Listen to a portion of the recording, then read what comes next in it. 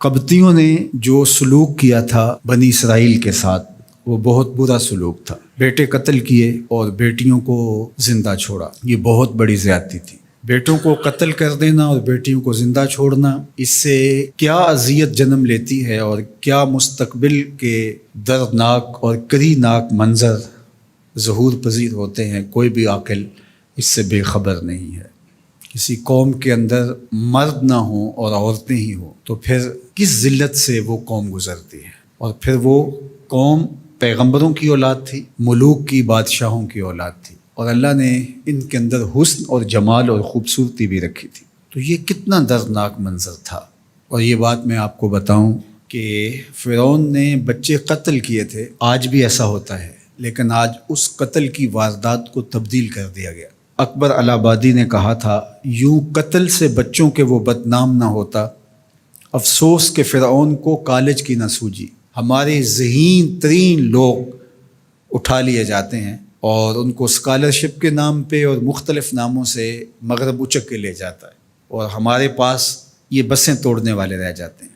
یہ جو ملک کے اندر ہمارے ہو رہا ہے، جب سے ہم نے ہوش سنبھالی ہم نے تو یہی قوم دیکھی ہے جو اپنی املاک جلا رہی ہے، ہم نے تو یہی قوم دیکھی ہے جو گالی گلوچ کے بازار کو گرم کیے ہوئے ہے، جو حیا باغتا ہے، ہم نے تو یہی قوم دیکھی ہے جو اخلاق کا جس کا دیوالیہ ہو چکا ہے۔ اور ہماری قسمت میں یہ کچھ ہے، سیاست میں دیکھ لیجئے، مذہب میں دیکھ لیجئے، سرمایہ داری میں دیکھ لیجئے، حکومت میں دیکھ لیجئے، اپوزیشن میں دیکھ لیجئے، ہمیں تو یہی دکھائی دیتا ہے۔ آج ملک کے اندر جو بے چینی ہے، اضطراب ہے، انارکی ہے، جتھے آگ لگا رہے ہیں، فوج کے خلاف نعرے ہیں، سیاستدان آپس میں گتھم گتھا ہیں، یہ جو کچھ ہو رہا ہے، تو قرآن مجید کی ایک آیت مجھے بار بار یاد آتی ہے، الیس منکم رجل رشید، تم میں کوئی بھی سمجھدار آدمی نہیں ہے، کوئی ایک شخص بھی سنجیدہ اور متین نہیں ہے، کوئی ایک بھی رجل رشید نہیں ہے۔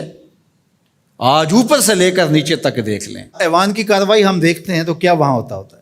کوئی دانش کدہ نظر آتا ہے کہ وہاں کوئی عقل و بینش کی باتیں ہو رہی ہوں؟ ملک میں آگ لگی ہوئی ہے، کوئی بیٹھ کے سوچنے کے لیے تیار نہیں ہے کہ کوئی حل نکالا جائے۔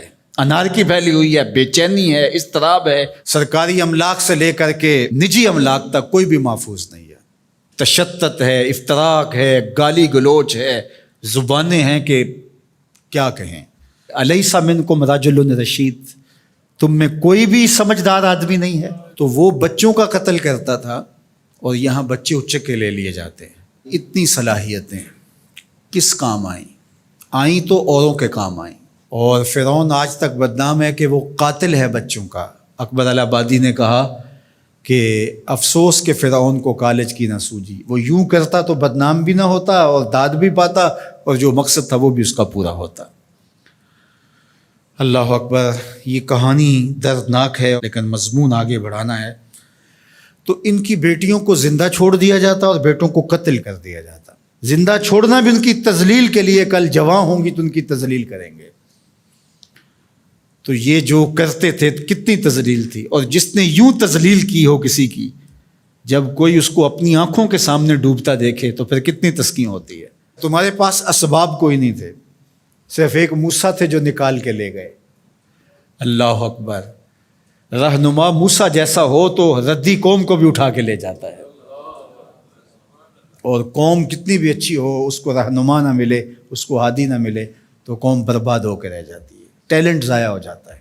اللہ تعالیٰ لوگوں کو سزا کے طور پہ یہ بھی سزا دیتا ہے، ایک سزا ہے اللہ کی، کہ ان کے اندر پھر جو ہے وہ صاحب الرائے لوگ پیدا نہیں ہوتے۔ قوموں کو جب زوال پذیر کیا جاتا ہے، اس میں صاحب الرائے لوگ پیدا نہیں ہوتے جو قوموں کی قیادت کر سکیں، اور قومیں اندھیروں میں، ظلمتوں میں، بے یقینی میں، تذبذب میں، اضطراب میں بھٹکنے کے لیے چھوڑ دی جاتی ہیں، اور ایسی قومیں نہیں ہوتی، ہجوم ہوتی ہیں، اور یہ آپس میں ٹکرے مار مار کے مر جاتے ہیں، اور ان کا کوئی مقصود نہیں ہوتا، اور وہ قیمتی خون جو ہے وہ کہاں بہتا ہے جہاں نہیں